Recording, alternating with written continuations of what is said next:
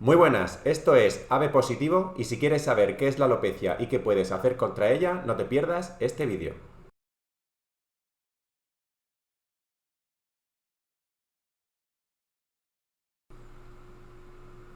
Los seres humanos tenemos pelo en casi todo el cuerpo. Son excepciones las palmas de las manos, las plantas de los pies y el ombligo. Cuando se pierde pelo en una zona que antes tenía pelo normal, se habla de alopecia. La que más preocupa suele ser la de la cabeza, pero puede aparecer en cualquier parte del cuerpo que normalmente esté cubierta por pelo. Aquí en el dibujo os muestro, por ejemplo, a un señor que ha perdido pelo en una zona de la barba. Eso se llamaría alopecia de la barba. En cambio, hay ocasiones en las que el pelo nace con algún defecto que hace que se caiga antes de tiempo o que directamente nunca llegue a aparecer. En estos casos en los que hay una pérdida de pelo porque nunca hubo un pelo normal, se habla de hipotricosis si es una pérdida de pelo parcial o de atriquia si es una pérdida de pelo total. Aquí en el cuadrado azul os muestro en la parte de arriba a un señor que, como veis, tiene pelo normal en la cabeza, en las cejas y en el bigote, pero en toda la zona de la barba tiene un pelo de menor densidad y aparte tiene zonas con más pelo y zonas con menos pelo. Es un caso de hipotricosis. En cambio, en la parte de abajo os muestro un señor que tiene su pelo normal en la cabeza, en las cejas y en el bigote, pero en la zona de la barba directamente nunca tuvo pelo. Es un caso de atriquia. En este vídeo vamos a hablar de alopecia, es decir, aquella situación en la que se pierde un pelo que previamente era normal. Para entender por qué se cae el pelo y qué podemos hacer al respecto, es importante conocer la estructura básica del pelo. Cada pelo se encuentra en la piel. Por eso os dibujo aquí un esquema en donde sale un trocito de piel con muchos pelos y uno de ellos aparece con más detalle. De la piel nos interesan dos capas. Una más fina y más superficial que se llama epidermis, que en el dibujo sale de color rosa, y otra más profunda y más gruesa que se llama dermis y que en el dibujo sale de color naranja. Para cada pelo, la epidermis hace como un saquito dentro de la dermis y en el fondo de ese saco hay unas células especiales que se llaman papila dérmica. Estas células son las que se encargan de sintetizar el pelo y conforme lo van sintetizando, este pelo va creciendo dentro del saquito, lo va llenando hasta que llega al borde de la piel y sale por un poro, que es el momento en el que se puede ver. No ha salido bien en el vídeo, pero lo grabo así en modo voz en off, que hay tres estructuras más que hay que tener en cuenta. Una de ellas son los vasos sanguíneos, que son los encargados de llevar nutrientes hasta la papila dérmica y de recoger de ella productos de desecho de sus células. Otro de ellos es la glándula sebácea, que es la estructura dentro de la piel encargada de producir grasa. Grasa que es necesaria para el mantenimiento del pelo y de la propia piel. Y por último está el músculo erector, que es una estructura contráctil que se encarga de hacer que el pelo se ponga tieso, como por ejemplo cuando hace frío. Todo este conjunto se llama folículo pilosebáceo y hay aproximadamente 5 millones de estos folículos repartidos por todo el cuerpo, de los cuales entre 100.000 y 150.000 aproximadamente están en la cabeza. Básicamente hay dos tipos de pelo, el pelo terminal y el vello. El pelo terminal, como norma general, es más largo, más grueso y de un color más intenso, normalmente más oscuro. El vello, en cambio, suele ser más cortito, más fino y de un color más claro, menos intenso. De hecho, hay veces que ni se ve, y es el pelo que suele haber en aquellas zonas donde parece no haber pelo. Aquí en la imagen podéis ver claramente los dos tipos de pelo. En un lado está el pelo terminal, más largo, más grueso y de un color más intenso, y en el otro lado está el vello, que es más cortito, más fino y de un color más claro. Donde crece cada tipo de pelo es muy particular de cada persona. Hay zonas comunes en las que siempre hay pelo terminal, como son la cabeza, las cejas, las pestañas, la zona genital y en los hombres el bigote y la barba. Sin embargo, en el resto del cuerpo hay personas con más pelo y personas con menos. Son zonas también comunes de pelo terminal, el dorso de los antebrazos, las axilas, las piernas y en los hombres el pecho y el abdomen. Y ya, lo último de lo que tengo que hablar antes de meterme directamente con las alopecias es del ciclo del pelo. El pelo va siguiendo un ciclo en el que primero crece, luego va perdiendo fuerza, se dice que involuciona, y luego se cae. Y este ciclo va repitiéndose continuamente en cada folículo. Cuando el pelo está creciendo, se dice que el folículo está en fase anágena. Durante este periodo de crecimiento, las células de la papila dérmica van sintetizando pelo nuevo que crece hasta que sale por un poro de la piel, que es cuando se puede ver. A partir de ahí va creciendo aproximadamente a un ritmo de 1 centímetro al mes. La duración de esta fase es la que nos dice cuánto puede crecer el pelo. Una persona con una fase de crecimiento de, por ejemplo, 3 años, que son 36 meses, podrá tener un pelo de hasta 36 centímetros. Si esta fase durara, por ejemplo, 7 años, que son 84 meses, la persona puede tener un pelo que crezca hasta los 84 centímetros más o menos. Cuando la fase de crecimiento termina, el folículo entra en lo que se llama fase catágena. Es un periodo de involución que dura aproximadamente 2 semanas. En esta fase, el folículo sufre una transformación en la que se prepara para descansar. Después de estas 2 semanas, el folículo entra en la llamada fase telógena. Es una fase de reposo en donde las células de la papila dérmica ya no sintetizan más pelo.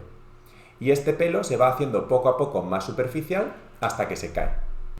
Durante esta fase, que dura aproximadamente 2 o 3 meses, el pelo es visible y a simple vista no se puede distinguir un pelo que está creciendo de otro que está en reposo. No obstante, antes de que el pelo se caiga, el folículo entra de nuevo en fase anágena, de crecimiento, y las células de la papila dérmica se activan y empiezan a sintetizar un nuevo pelo, que saldrá por el poro poco después de que el anterior se caiga. De esta manera, todos los folículos están continuamente pasando de una fase a otra. Os lo enseño con un dibujo. Os pongo aquí un esquema con 5 puntos. En el punto número 1 es una fase anágena de crecimiento, donde tenéis abajo la papila dérmica y hay un pelo que ha crecido, que se ve por fuera de la piel y que está creciendo a un ritmo aproximadamente de 1 centímetro por mes. La fase catágena no la muestro porque es solamente una transformación que sufre el folículo en la que se prepara para descansar. El punto 2 muestra ya una fase telógena, en donde la papila dérmica está en reposo y no está sintetizando más pelo. Como veis, el pelo ya está separado de la papila y en los puntos siguientes se va haciendo poco a poco más superficial hasta que en el punto número 5 se cae.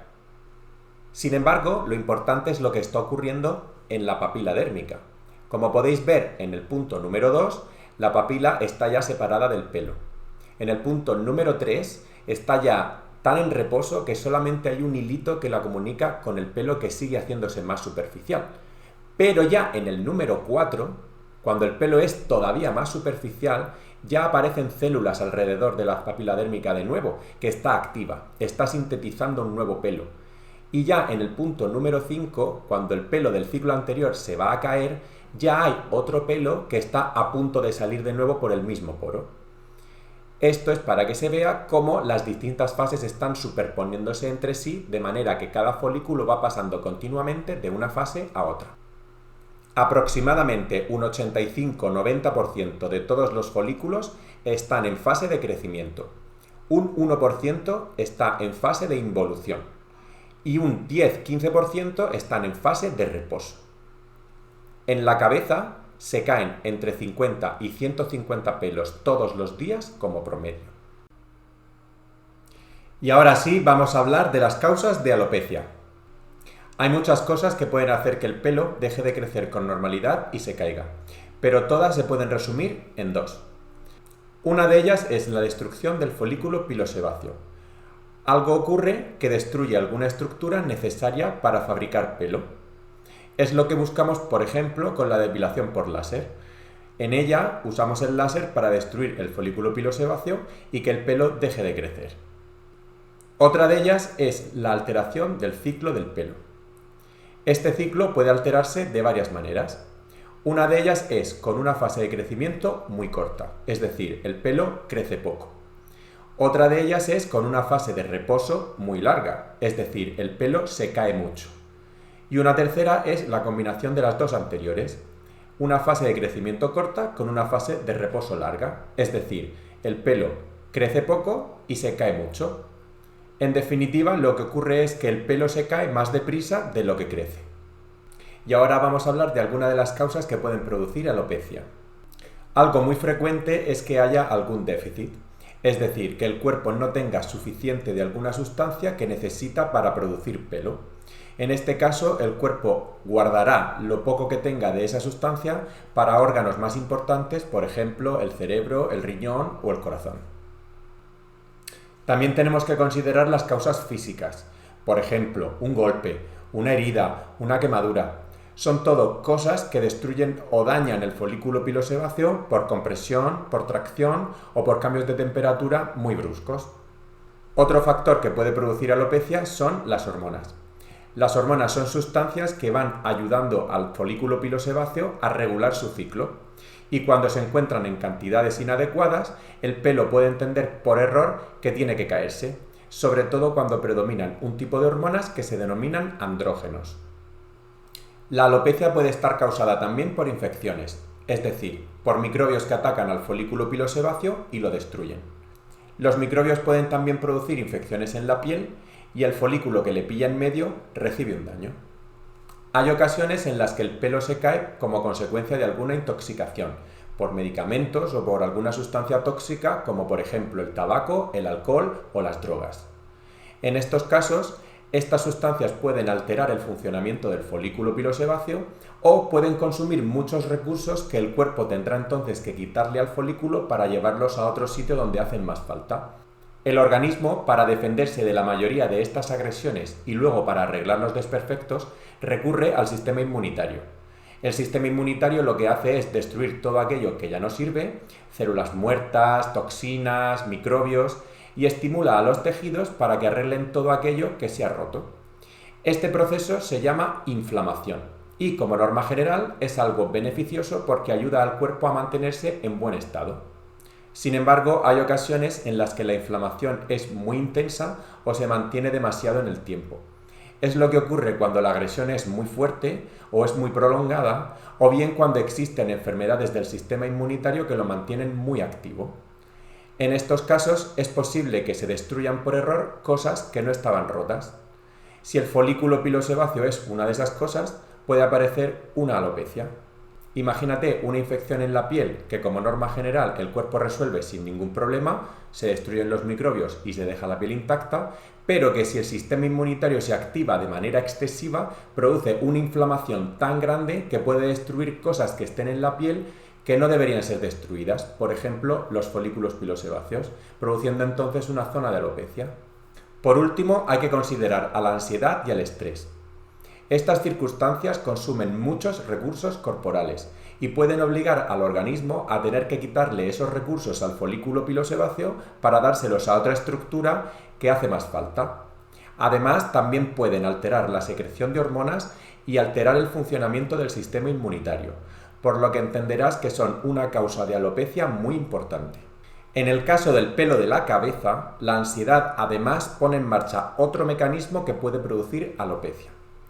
Para entender este mecanismo, tenemos que tener en cuenta varios músculos que están en la cabeza debajo del cuero cabelludo. Uno de ellos está en la frente y se llama músculo frontal. Otro de ellos está en la nuca y se llama músculo occipital. Y hay otro de ellos que está en cada lado de la cabeza y que se llama músculo temporal.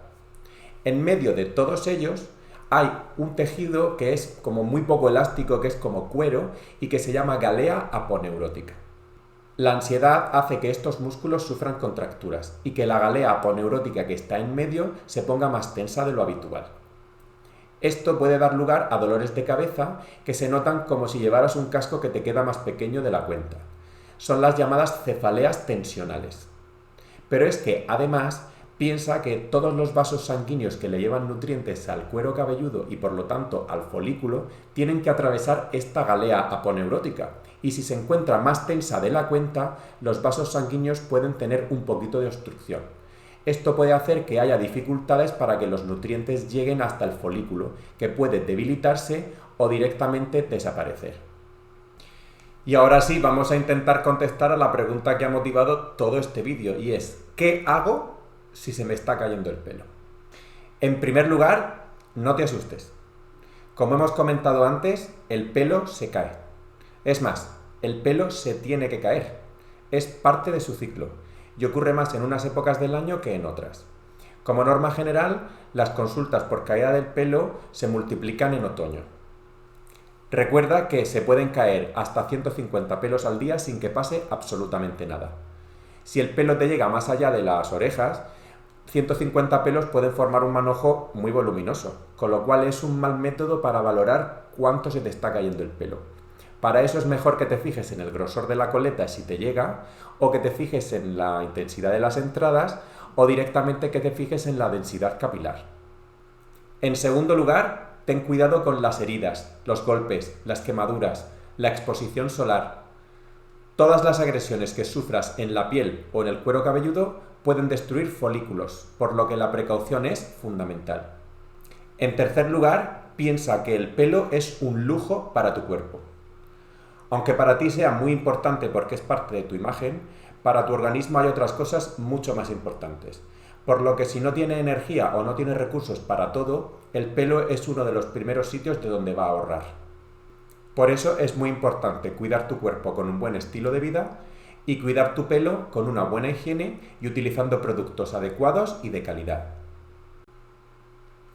Por último, si ves que no puedes controlar la pérdida de pelo, o ésta se acelera sin motivo aparente, o bien directamente no sabes si es que estás perdiendo el pelo o te lo estás imaginando, consulta en tu centro de salud o con tu médico o médica. Y ahora vamos a comentar algunas medidas específicas que puedes utilizar contra la pérdida de pelo. Piensa que una vez que ya no hay folículo pilosebáceo, lo único que queda es el trasplante capilar. Por eso, todo va dirigido a mantener el folículo pilosebáceo en las mejores condiciones posibles. Para eso hay muchas cosas que puedes hacer y, como siempre, las vamos a dividir en medidas higiénico-dietéticas, medidas físicas y medicamentos. Lo primero siempre son las medidas higiénico-dietéticas. Mantén un buen estado de nutrición. Ya sé que lo digo siempre, pero estar en un peso saludable es fundamental. Si tienes un exceso de masa corporal, tu cuerpo puede estar sufriendo microlesiones y eso conlleva un gasto de energía y de recursos que es posible que el cuerpo le tenga que quitar al folículo pilosebáceo. Además, un exceso de grasa en el cuero cabelludo puede producir dificultades para que la sangre llegue hasta el folículo, con lo cual puede ver dificultado la llegada de nutrientes. Por otro lado, si pesas demasiado poco, es posible que el cuerpo no tenga suficiente de alguna sustancia y se la tenga que quitar al pelo para dársela a otra zona que la necesite más. Por otro lado, si te han diagnosticado algún déficit concreto, aumenta la sustancia que te falta en tu dieta. Mantén un buen estado de hidratación. El agua es fundamental para que cada estructura del cuerpo cumpla con su trabajo adecuadamente, incluido el folículo pilosebáceo, que es el que se encarga de producir pelo. Controlar la ansiedad y el estrés también es muy importante, porque generan un estado de hiperexcitación que puede consumir muchos recursos, que entonces habrá que quitarle al folículo, y aparte pueden alterar el funcionamiento del sistema inmunitario y la secreción de hormonas. Practicar actividad física de forma regular ayuda a mantener a los vasos sanguíneos en una buena condición, lo que favorece la llegada de nutrientes hasta el folículo pilosebáceo y la retirada de él de productos de desecho. Además, ayuda a controlar los niveles de ansiedad y de estrés con todos los beneficios que ello conlleva. Evita el consumo de tóxicos como el tabaco, el alcohol o las drogas. Muchas de estas sustancias pueden acumularse en el folículo pilosebáceo, dañándolo. Además, pueden poner en marcha procesos de inflamación. También pueden obligar al organismo a gastar más energía de lo habitual en depurarse y es posible que no tenga energía o recursos suficientes para el pelo. Existe un tipo de caída del pelo que se llama alopecia por tracción y que ocurre cuando tiramos del pelo de manera mantenida. Es lo que ocurre, por ejemplo, con coletas o con recogidos demasiado apretados que se llevan durante mucho tiempo. Para evitar esto, intenta recogerte el pelo o peinarte de manera que esto no ocurra. Las medidas físicas son aquí también un complemento muy importante. En este caso hablamos sobre todo de técnicas de fisioterapia. En el caso específico del pelo de la cabeza, tratar toda la zona del cuello, de la mandíbula, del cráneo y de la cara es fundamental para asegurar un adecuado flujo de sangre hasta el cuero cabelludo. Por último están los medicamentos. Los suplementos son un grupo de medicamentos que son muy útiles aquí, especialmente si te han diagnosticado algún déficit, por ejemplo de hierro o de alguna vitamina. Si son déficits del cuerpo, muy probablemente tendrás que tomarlos por vía oral. Si son sustancias específicas para el cuero cabelludo, aunque normalmente también están para tomarlos por vía oral, muchas veces existen presentaciones en lociones, champús o en ampollas. Todo lo que no sea tomado por vía oral tiene una eficacia poco probada para combatir la pérdida del pelo. Por otro lado, muchos suplementos tienen un efecto perjudicial, por lo que siempre consulta con tu médico o con tu médica antes de utilizar cualquiera de estos productos. Hay un grupo de medicamentos que se llaman antiandrógenos y que pueden ser útiles para tratar la pérdida del pelo. Son sustancias que contrarrestan los efectos de las hormonas llamadas andrógenos y solamente debes tomarlas con prescripción. Y creo que ya no tengo nada más que contar, así que terminamos con un resumen. El pelo es un artículo de lujo para tu cuerpo que necesita de un buen estado de salud para ser de calidad. La alopecia es una pérdida de pelo que ocurre donde antes había un pelo normal. Para manejarla, mis recomendaciones son las siguientes. No te asustes. Recuerda que al día pueden caerse hasta 150 pelos como promedio sin que pase absolutamente nada. Comprueba que la caída de pelo se asocia a una disminución del grosor de la coleta, a un aumento de las entradas o a una disminución de la densidad capilar. Mantén un buen estado de nutrición con una dieta variada. Si tienes diagnosticado algún déficit, suplementa la sustancia que te falta en tu dieta. Busca un peso saludable o manténlo si ya lo tienes. Mantén un buen estado de hidratación. Controla la ansiedad y el estrés. Practica actividad física de forma regular. Evita los tóxicos, entre ellos el tabaco, el alcohol y las drogas. Evita peinados que produzcan una tracción mantenida en el pelo. Tratar toda la zona del cuello, de la mandíbula, del cráneo y de la cara es fundamental para asegurar un adecuado flujo de sangre hasta el cuero cabelludo. Pregunta a tu médico o a tu médica si hay algún medicamento o suplemento que puedas consumir. Si ves que no puedes controlar la pérdida de pelo o si ésta se acelera sin motivo aparente, o bien no tienes claro si realmente estás perdiendo pelo, consulta con profesionales de la salud. Y eso es todo. Muchas gracias por ver el vídeo. Espero que te haya servido para saber qué es la alopecia y qué puedes hacer contra ella. Te dejo un enlace a la página web y a las redes sociales, a las que te invito a unirte. Recuerda que puedes activar las notificaciones. De esta manera podrás decirme si el vídeo te ha gustado, podrás compartirlo con otras personas y podrás dejarme lo que quieras en la sección de los comentarios. Recuerda que este vídeo no sustituye en ningún caso a una consulta con profesionales de la salud. Esto es AB Positivo y te espero en el próximo vídeo. Adiós.